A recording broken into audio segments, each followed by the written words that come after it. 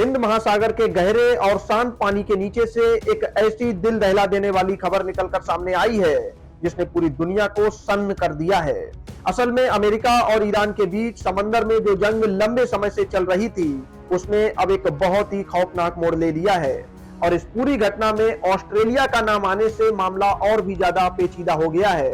हुआ ये कि कुछ दिन पहले अमेरिकी नौसेना की एक बहुत ही ताकतवर परमाणु पनडुब्बी जिसका नाम यूएसएस शार्लोट यानी SSN 766 है, उसने ईरान के एक बड़े युद्धपोत IRIS डेना को सीधे टॉर्पीडो हमले में उड़ा दिया और उसे समुद्र की गहराइयों में दफन कर दिया।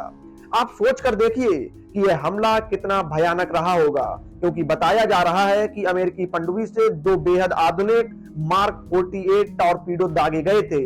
हालांकि पहला टॉर्पीडो तो अपने निशाने से चूक गया, लेकिन दूसरा सीधा जाकर ईरानी युद्धपोत के सीने में लगा और कुछ ही मिनटों में वह विशालकाय जहाज पानी के अंदर समा गया। इस पूरी तबाही में सबसे दुखद बात यह रही कि कम से कम 87 ईरानी नौसैनिकों की मौत की खबर सामने आई है, जिसने इस दुश्मनी की आग को और ज्यादा भड़का दिया है। लेकिन इस हमले की सबसे चौंकाने वाली बात यह थी कि जब यह धमाका हुआ तब उस अमेरिकी पनडुब्बी के अंदर ऑस्ट्रेलिया के 3 सैनिक भी मौजूद थे, जो पूरी दुनिया के लिए एक बड़ा सस्पेंस बन गया है।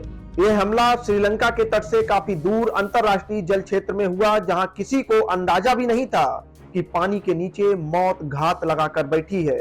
सबसे बड़ी बात तो यह है कि ईरान का यह युद्धपोत भारत में आयोजित हुए एक बहुत बड़े नौसैनिक अभ्यास जिसका नाम मिलन एक्सरसाइज है, उसमें हिस्सा लेकर वापस अपने देश लौट रहा था।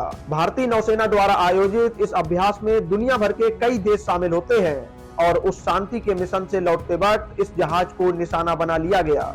अब अगर बात करें उस शिकारी की जिसने इस हमले को अंजाम दिया, तो वह है अमेरिका की लॉस एंजल्स क्लास की परमाणु पनडुब्बी यूएसएस शार्लोट। यह कोई आम पनडुब्बी नहीं है, बल्कि इसे 1990 के दशक में अमेरिकी बेड़े में शामिल किया गया था और यह दुनिया की सबसे शांत और घातक पनडुब्बियों में से एक मानी जाती है। इसकी सबसे बड़ी खूबी यह है कि यह परमाणु ऊर्जा यानी न्यूक्लियर पावर से चलती है, जिसका मतलब है कि इसे ईंधन भरवाने के लिए बार बार सतह पर आने की जरूरत नहीं पड़ती। यह महीनों तक बिना किसी को दिखाई दिए समुद्र की गहराइयों में छिपी रह सकती है और चुपचाप अपने दुश्मन का पीछा कर सकती है। इसकी रफ्तार करीब 55 किलोमीटर प्रति घंटा है और इसमें एक साथ 130 से ज्यादा सैनिक तैनात रह सकते हैं। इसमें लगे मार्क 48 टॉर्पीडो को खास तौर पर बड़े बड़े जहाजों और दुश्मन की पनडुब्बियों के परखच्चे उड़ाने के लिए ही बनाया गया है और इस हमले में इसी हथियार की ताकत देखने को मिली। लेकिन अब सवाल यह उठता है कि आखिर ऑस्ट्रेलिया का इस जंग में क्या काम था। दरअसल इस हमले के बाद ऑस्ट्रेलिया के प्रधानमंत्री एंथनी अल्बनीज ने खुद यह बड़ा खुलासा किया है कि जब यह हमला हुआ तब उस अमेरिकी पनडुब्बी के अंदर ऑस्ट्रेलिया के 3 सैन्यकर्मी भी तैनात थे। हालांकि उन्होंने तुरंत यह साफ कर दिया कि उन सैनिकों ने इस हमले में कोई सक्रिय भूमिका नहीं निभाई थी और न ही वे किसी आक्रामक कार्रवाई का हिस्सा थे। असल में वे वहां AUKUS यानी ऑकस नाम के एक रक्षा समझौते के तहत ट्रेनिंग ले रहे थे, क्योंकि ऑस्ट्रेलिया चाहता है कि भविष्य में उसके सैनिक भी ऐसी परमाणु पनडुब्बियों को चलाना सीख सकें। लेकिन सवाल यह उठता है कि क्या इस तरह की ट्रेनिंग के बीच हुए हमले से ऑस्ट्रेलिया भी इस जंग का नया हिस्सा नहीं बन गया है। अब अमेरिका और ईरान के बीच जो तनाव पहले से ही चल रहा था वह इस घटना के बाद बेकाबू होता दिख रहा है।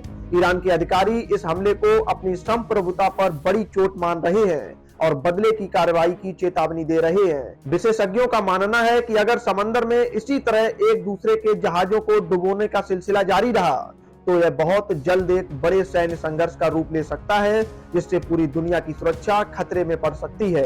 कुल मिलाकर हिंद महासागर अब शांति का क्षेत्र नहीं, बल्कि एक खतरनाक युद्ध का मैदान बनता जा रहा है, जहां एक तरफ अमेरिका की घातक परमाणु ताकत है तो दूसरी तरफ ईरान का पलटवार करने का पक्का इरादा। अब देखना यह होगा कि आने वाले दिनों में यह टकराव क्या मोड़ लेता है और क्या दुनिया इस नई जंग को रोकने में कामयाब हो पाती है या नहीं। Bureau report, Bharat update dash.